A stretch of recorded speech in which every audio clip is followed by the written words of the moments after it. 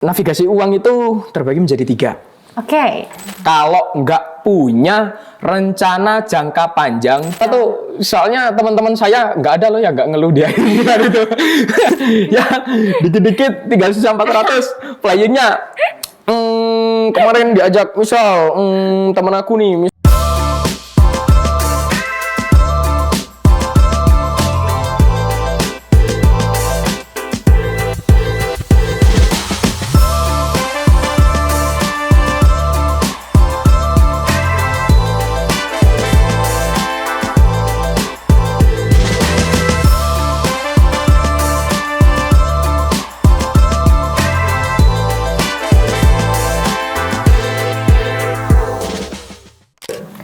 Assalamualaikum warahmatullahi wabarakatuh. Selamat datang teman-teman di Ngulik, ngobrolin hal-hal asik. Aku Ananda Nabila Nur Atifah. Di sini kita bakal ngobrolin hal yang paling relate sama mahasiswa, yaitu manajemen keuangan mahasiswa. Nah, di sini aku nggak sendiri nih, teman-teman. Udah ada mahasiswa yang merantau jauh dari Jawa Timur ke Bandung.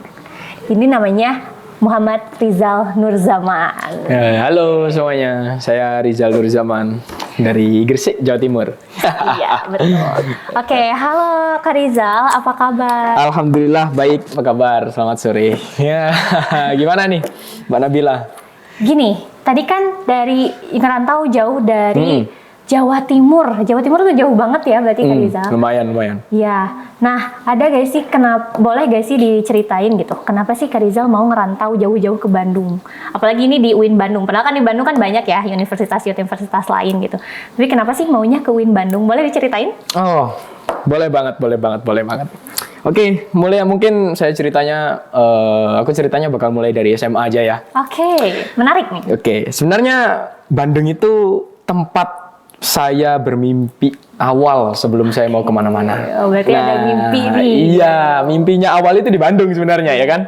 Nah, jadi pas itu di Aliyah, waktu saya di pesantren di Tambak Beras, itu di Tambak Beras Jombang itu saya udah kelas 3 setelah muadaah ya. Muadaah itu kayak perpisahan wisuda kayak gitu. Udah lulus, emang udah punya rencana, udah nekunin banget yang namanya olahraga. Karena apa? Karena emang saya dari awal ya kan pengen banget masuk Taruna Angkatan Udara. Oh gitu. Angkatan darat dulu. Iya, Angkatan Darat. Pertama nih daftar langsung kan pembukaan calon taruna kan, pembukaan pendaftaran catar. Di situ saya daftar.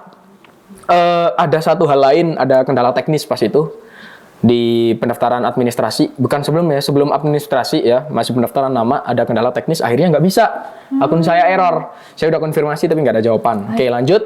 Akhirnya saya daftar lagi di Angkatan Udara, di Taruna Angkatan Udara. Berarti udah sempat gagal, terus nyoba lagi, itu kurun waktunya lama atau langsung nyoba lagi ya? Enggak sih, kurang lebih berapa ya? Saya ingatnya tuh kurang lebih 1-2 mingguan. Oh, berarti udah nyoba gagal terus 1 minggu lanjut langsung? Iya, harus cepet-cepet move dong. Kalau nggak kayak gitu kan nggak bisa. Betul. Nanti gimana mau lanjut ya kan? Iya. Nah, akhirnya udah nih, daftar nih di Angkatan Udara. Daftar di Angkatan Udara, ya begitulah manusiawi. Satu dan lain hal, kendala akhirnya membuat saya gagal lagi. Ya, tapi saya nggak patah di situ. Saya coba muhasabah diri lagi nih. Apa impian aku ini ya? Kalau gagal semua ya kan? Coba masuk lagi ke penerbangan. Nah, nggak patah semangat nih? Nggak patah semangat dong. Iya, nggak boleh dong. Patah semangat gimana? Namanya juga masih muda, masa langsung patah semangat gitu kan? Coba lagi nih. Oke, kita coba ke ke penerbangan ya kan di Surabaya. Politeknik Penerbangan. Saya daftar di situ. Alhamdulillah ada rezekinya. Tapi ini sebenarnya sama kayak tema yang kalian bahas kita sekarang. Faktornya. Ekonomi. Bener banget. Ekonomi. Kalian tahu sendiri ya, sekolah penerbangan itu berapa biayanya dan lain-lain. Akhirnya udah relakan yang namanya karir impian dari saya TK sampai saya Aliyah itu. Udahlah, nggak apa-apa, relakan. Ya gimana lagi ya kan? Mau maksa nggak bisa kita. Mau gimana lagi intinya. Udah lulus, beres. Akhirnya bingung lagi. Udah tadi gagal 2 kali, masuk sekali lagi, udah masuk berhasil. Ternyata gagal di ekonominya. Aduh, belet dos gitu ya, mikir wes, makanya mikir ya. Iya. Mikir, saya muhasabah diri lagi. Mikir, kemana ya? Oh iya, inget. Kalau dulu itu saya punya cita-cita buat masuk ke ITB Bandung.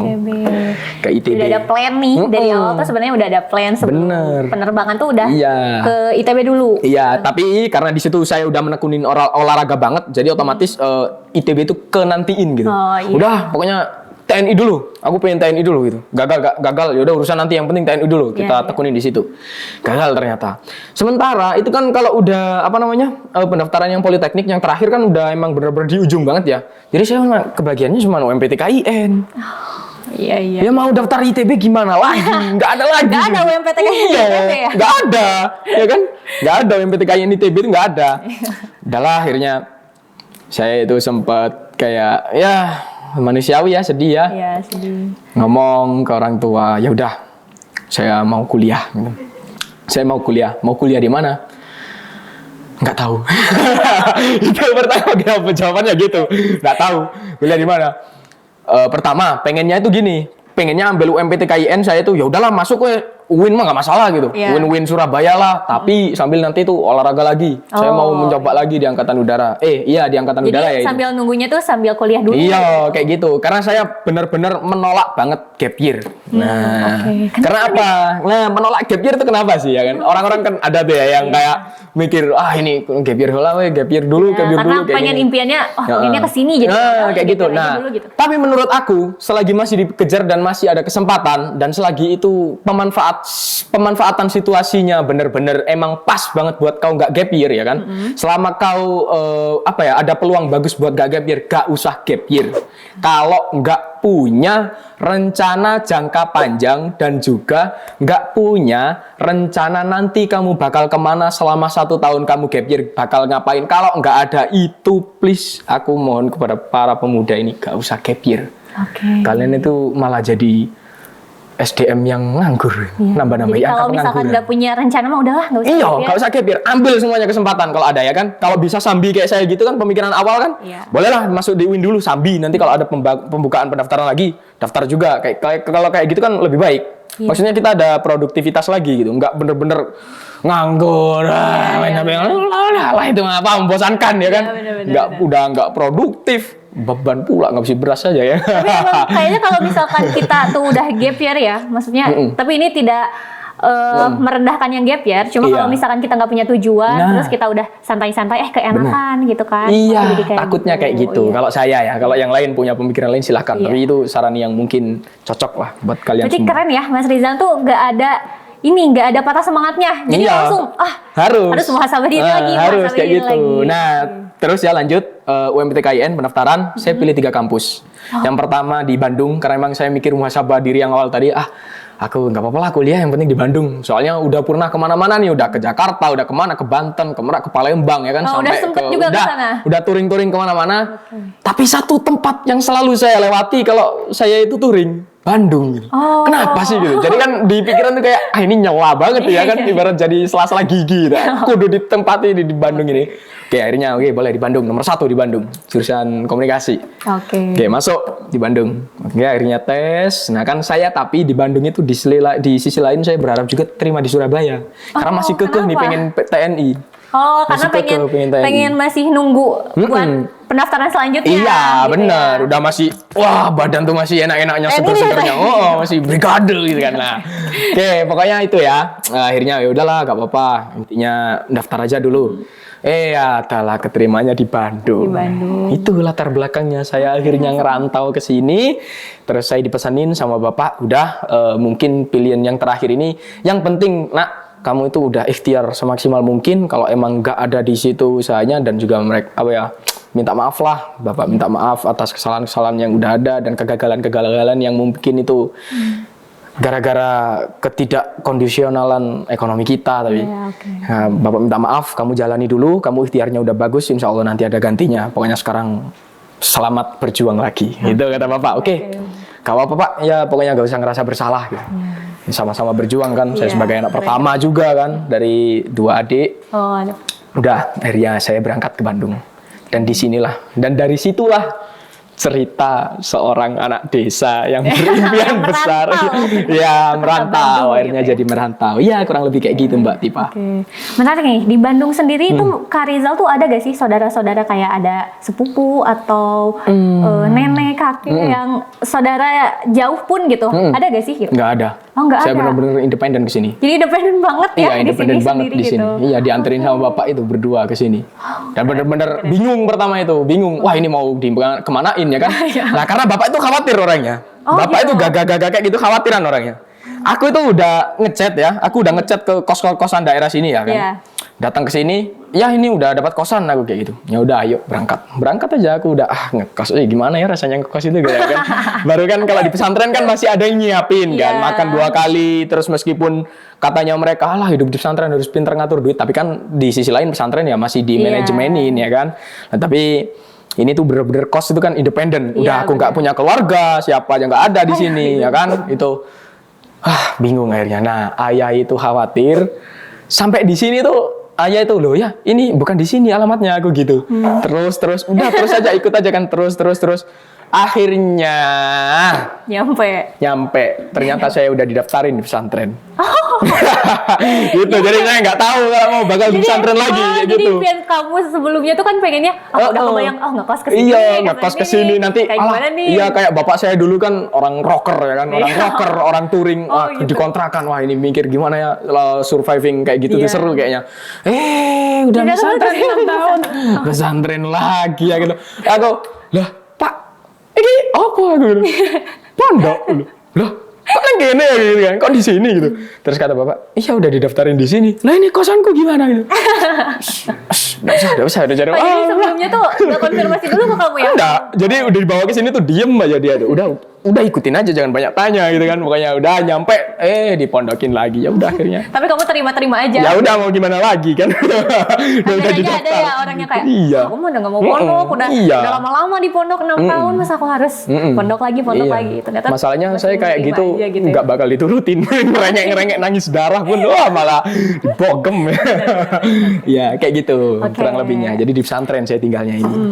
Oke, Terus. dari tadi kan udah ya, dari latar belakangnya ternyata ada impian juga nih ke Bandung. Iya, ya. benar. Nah, setelah di Bandung nih ya realitasnya, ada culture shock gak sih mengenai biaya hidup? Perbedaannya gitu. Culture shock ya? Iya, culture shock. Tadi harganya mungkin lebih tinggi. Oh, ternyata murah gini atau gimana gitu. Culture shock tuh benernya banget ya. Oh, Culture shock banget. Karena saya tuh apa ya, pertama itu pernah kesini ya, pertama jalan-jalan sama bapak ke daerah Dago. Tuh naik bis Damri ya kan, sampai di Dago jalan kaki. Itu nggak tahu kayaknya ya, setelah aku 2 tahun di sini nih, kayaknya aku ditipu di situ. Oh, iya? Jadi aku tuh makan somai. Ya kan sama bapakku, wah ini somai Pak, katanya somai Bandung enak kan ya. Pesen 2 porsi. Nah, karena logatku Jawa, ya kan mungkin kelihatan orang Jawa itu kan kalau lagi main-main kan. Berapa Pak? 40. Petang puluh ya gue bingung kan. Pemerasan nih, gila orang yang kan kayak gitu. 40.000. Kan Iya, makanya. Emang Pak, nah aku langsung curhat ke bapakku. Kalau harganya makan di sini kayak gitu. Waduh. Kaget kamu udah Iyalah. Mati muda ini aku. Gimana ngatur duit ini gitu. Somai aja 40.000 gitu. Iya, maksudnya 2 somai itu 40, satu berarti 20.000. Ya. Ya Tuhan, aku 20.000 kalau di desaku udah dapat nasi goreng 2 porsi. Ya.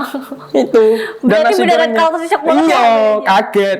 Ternyata udah lama ya kan saya beli somai di depan pesantren. Mah 5.000 mah bisa gitu. Ternyata ditipu. Ya, itulah ya awalnya culture shock-nya itu. Terus habis itu saya ngeliat harga di sekitar juga. Kalau jauh beda sih nggak begitu ya. Mungkin kalau paling mentok ya, kalau masalah makanan paling mahal banget itu ya selisihnya 5.000 lah. Nah, tapi kalau pas diajak teman-teman ngopi-ngopi itu culture shock juga. Oh iya. Karena di sana itu meskipun sistemnya kafe, tapi harganya tuh nggak ada, setahu saya tempat-tempat ngopi saya ya mungkin tempat ngopinya jelek di sana ya kan. Ya meskipun kelasnya standar kafe di Surabaya lah, di Gresik ya kan. Itu tuh paling mahal 15.000 ya apa. Oh gitu. Iya Berarti lah. murah banget ya, di sana tuh murah banget. Iya, makanya kopi itu masih secingkir pas zaman itu ya. Masih 3.000-an. Lah aku kesini pas diajak ngopi pertama, cek kan nggak udah. Iya kan. Ini sama makan kalau nggak salah itu tuh 52. Aku kan meledos opo ya. Kopi ini ikan kuning atau Iki air lah aku kan. Iki air apa yang bikin air ini 30.000 itu ya kan? kayak zam-zam. Iya, masa air celup ya. Gitu kan. Ya itu, kultur shocknya kurang lebih di makanan aja. Kalau memang kayak harga dan kalau harga kayak apa ya? Harga playing saya ya, kayak main dan lain-lain, terus rokok pas waktu itu saya masih ngerokok dan lain-lain itu setara sih, sama aja. Paling beda 1.000, beda 500, it's okay, gak masalah. Kayak gitulah kurang lebih Mbak Tipa. Berarti masih kayak culture shock banget ya waktu pas awal kesini gitu. Jadi was-was gak sih kalau misalkan mau beli, ini kayaknya harus lihat dulu harganya nih, Iya. menunya gitu Iya. ya. Oke.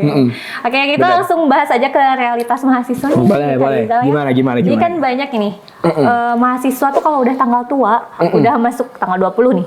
Aduh, ini udah tanggal 20 nih, udah tanggal tua banget. Ini Iya. udah seret banget nih keuangan. Karena biasanya kan dikasihnya tuh per bulan gitu misalkan ya. Udah tanggal 20, udah gimana ini nge-manage-nya karena udah seret banget nih. Nah, menurut Kak Rizal sendiri itu faktor utamanya apa sih?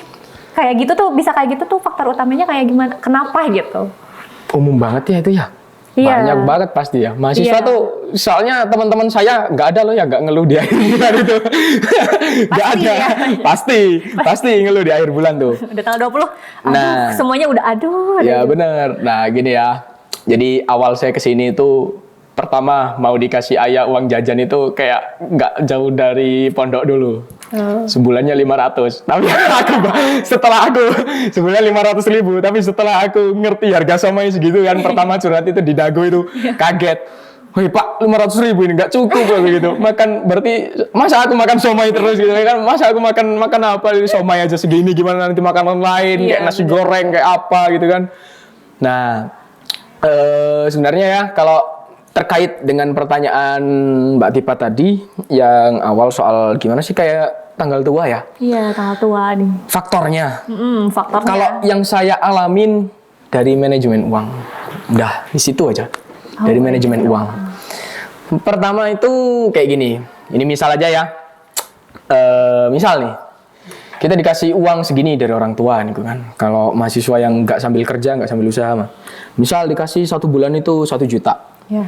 Kita harus punya navigasi. Oke, Menurut menarik saya. nih. Navigasinya tuh Nah. gimana sih? Ya, Navigasinya ini yang mungkin nanti itu bakal relate kayaknya sama ciwi-ciwi juga. Aku ya. Nggak tahu ya kalau menurut aku ya.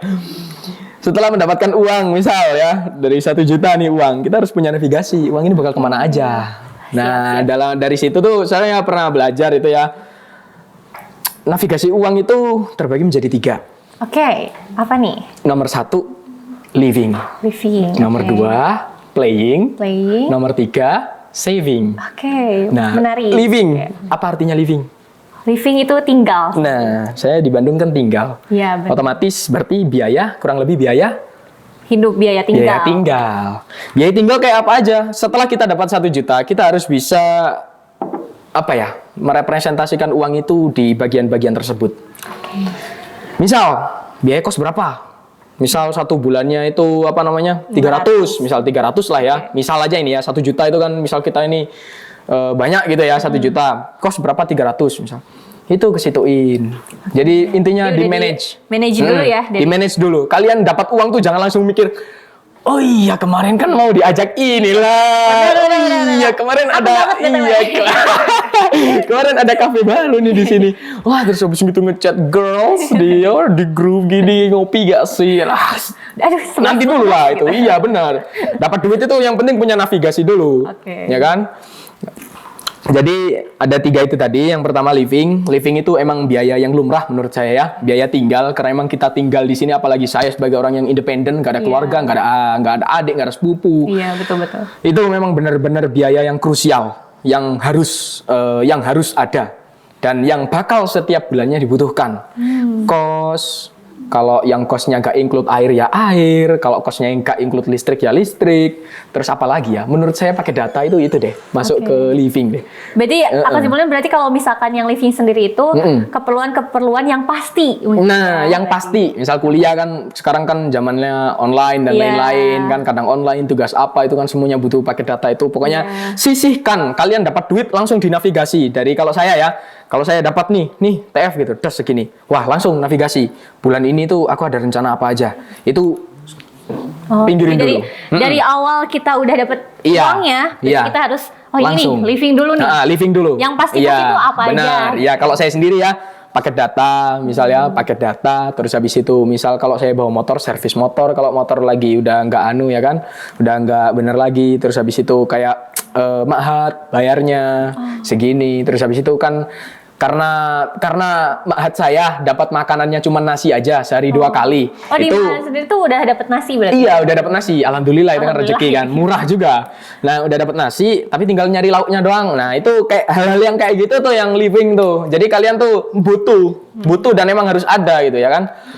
Kurang lebihnya di situ. Yang pertama menurut saya itu pisahkan di living dulu. Nah, kan saya tadi menyebutkan urusannya kan living, playing, saving. Tapi menurut saya itu yang penting saving dulu. Playing mah nanti. Nah, kalau menurut aku kita lewat dulu nih. Iya, kita lewat dulu. Lanjut dulu nih ke saving. Nah, kita lanjut dulu ke saving dulu. Kalau kita udah tahu, ya kan, kalau kita udah tahu segini nih livingnya, misal dari 1 juta tadi misalnya habisnya 400.000 buat living, total keseluruhan.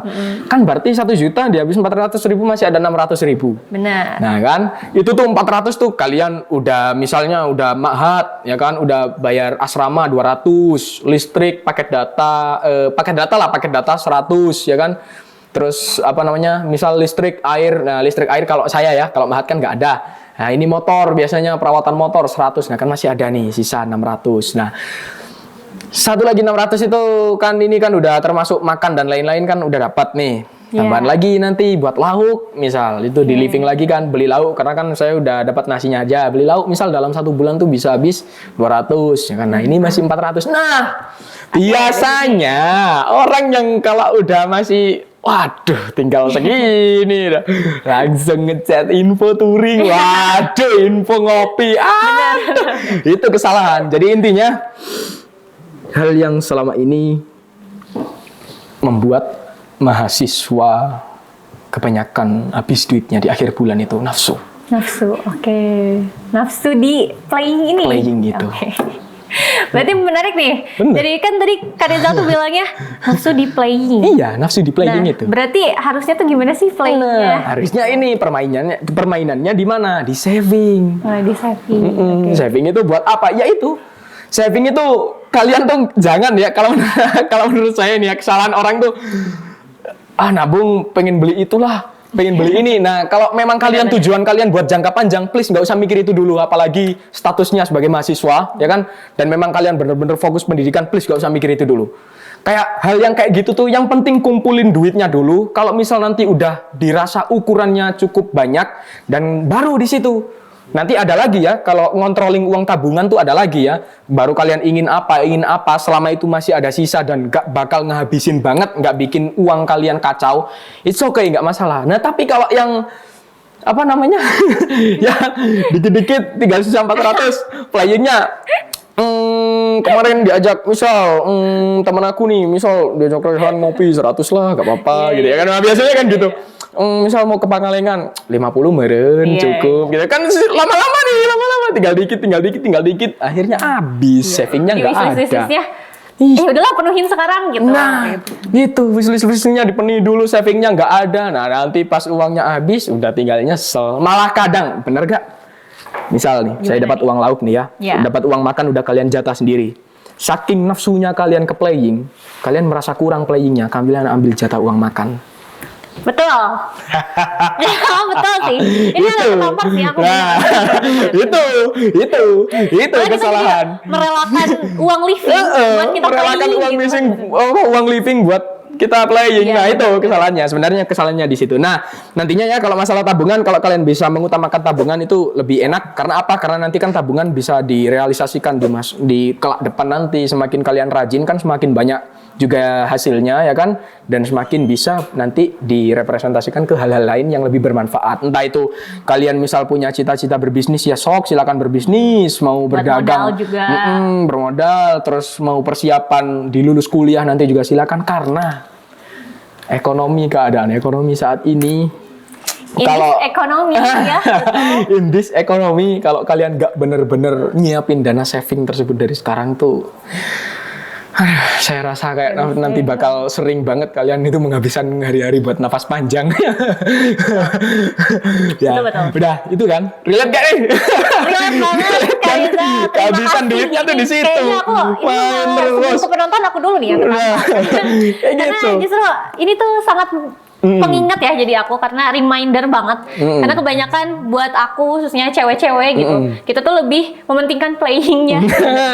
Bahkan kita makan mah bisa 5.000 juga bisa. Malah gitu. itu awalnya gitu 5.000 juga bisa. Alah ini mah diambil 40 nggak akan Iya. kerasa masih 100.000 Ada gitu. nasi bisa, lauknya segini-segini. Ya udahlah playing Malah aja dak gitu. kamu nanti lama-lama kalau kayak gitu terus gayanya. Ya itu kurang lebihnya Mbak Oke. Tipa. Berarti Gimana? langsung aja kita ke Gimana, Lin? terakhir nih, Kak Rizal. Tadi kan udah ya faktor-faktornya. Ternyata ada faktor yang harus kita harus kita utamain gitu ya. Iya benar. Dari living sendiri, dari saving, baru kita ke playing gitu ya. Nah, kayak gitu, Nah, Kak sekarang kita ke tantangannya nih, Kak Rizal. Tantangan, sebelum ke tantangan kita ke solusinya aja deh. Langsung ke solusinya. Solusi dari Kak Rizal sendiri itu kayak gimana gitu. Tadi bilangnya playing tuh sebenarnya kita simpan ke akhir. Iya. Tapi gimana kalau misalkan mahasiswa sekarang misalkan ya seperti kita semester 5 yang udah pusing banget sama deadline tugas. Kayak dari Kak Rizal nih ya, Iya. kan kalau cewek-cewek biasanya self reward. Nah. Dari Kak Rizal sendiri itu playingnya di mana? Kapan nih? Kan tadi bilangnya ya udah terakhir aja gitu. Kita saving Oke. dulu baru playing. Kalau dari perspektif aku sebagai cowok nih, masalah uang playing tuh gimana ya? Kalau aku mengalir ya, ngalir tapi jangan gegabah gitu.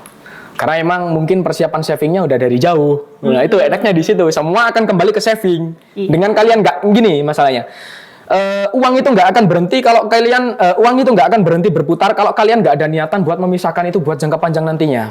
Betul. Ya kan? Misal kalian nih punya satu rekening doang nih, ya kan? Kalian satuin di situ, ya kan? Kalau kalian nggak ada bener-bener niat memisahkan uang itu buat nabung atau apa, kalian simpen di rekening itu, suatu saat nafsunya pasti muncul. 100.000, bulan kedua ada 100.000, bulan ketiga 300.000. 300.000 guys ya. Boleh gak sih 100.000? Jadi kita Nah, kayak gitu tuh. merakit dahulu. Nah gitu itu ya. memang saya akui perjuangannya itu benar-benar susah banget. Kudu kalau di Jawa tuh kudu wani perih. Oke. Apa tuh artinya? Kudu wani perih ya. Di Sunda juga sama kayaknya. Kudu wani perih gitu kan. Harus berani Harus pahit berani. lah intinya. Oke. Terus solusi yang kedua kalinya itu kalau dari perspektif saya sendiri, pemanfaatan waktu liburan. Oh, oke. Ya kan? Gimana nih? Kalau di kampus ya, yang kita alami sekarang ya kan, waktu liburan tuh kan panjang-panjang, ya Iya, kan? Kan kita pasti. kaget nih, kalau di pesantren dulu kan paling sebulan, paling panjang. Paling 2 minggu. Iya, 2 minggu, 3 minggu, sebulan lah paling panjang, itu pun libur lebaran, ya Iya, kan? benar. Kalau di kampus kan, kita kemarin-kemarin kan ada yang libur 2 bulan, ada yang libur 3 bulan. Iya, Nah ini nih yang kayak, saya tuh kadang nanya gitu ke orang-orang yang, libur-libur yang si teman-teman mahasiswa. Libur bro, lagi ngapain, mau kemana rencana? Nggak ada ya, enak rumah aja murid. Ya nge-game, nah apa, aduh. Oke. Kacau bos. Kalau aku ya mikirnya kacau bos. Nah kalau aku solutioningnya buat mempertebal uang-uang tadi tuh di waktu liburan sih. Karena kalau waktu kuliah, apalagi yang kata Tetipa nih, kita udah semester 5, tugasnya numpuk. Kalau mau kerja gimana, nyari celah-celahnya ya kan. Nah, Iya. makanya kalau nggak bisa di situ kan masih bisa dulu. Masih banyak jalan menuju Roma. Ya, kalau ada liburan ya itu manfaatin itu liburan.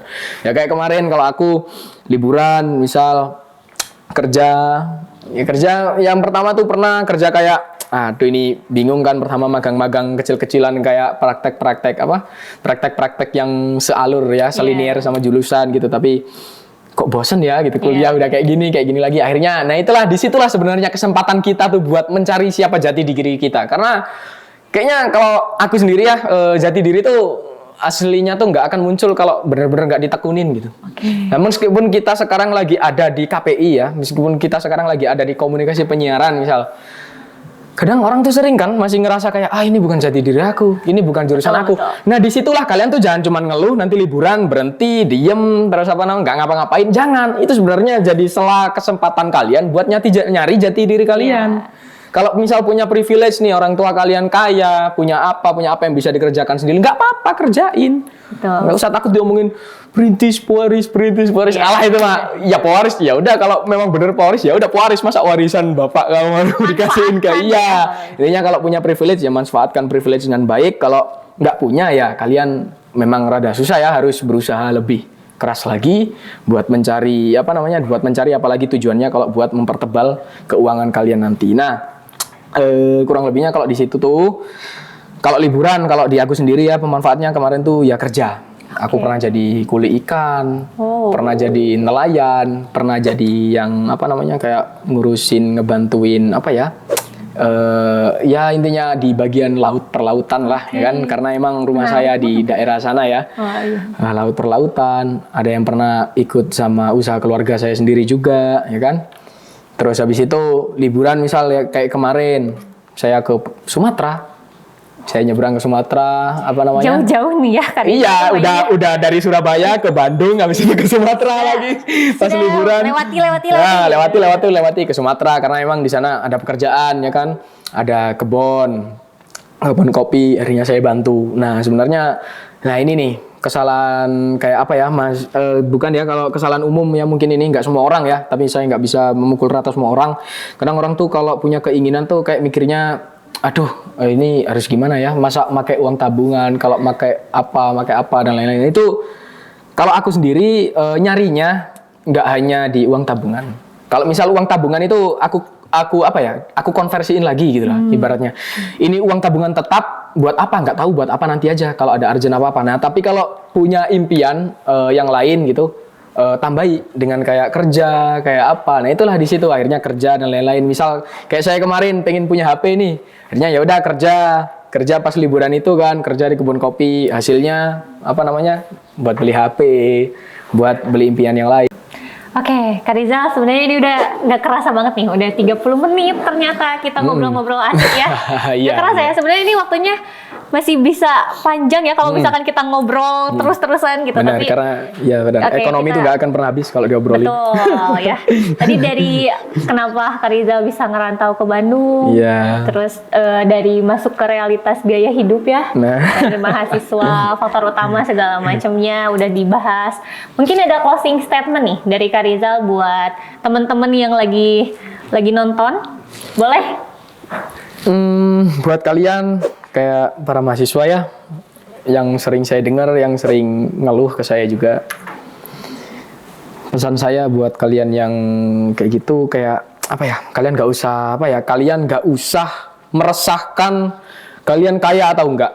Selama kalian mau, selama kalian ada kemauan, selama kalian ada niatan buat nyari celah, pasti ada jalannya. Meskipun itu susah, yakin, trust the process.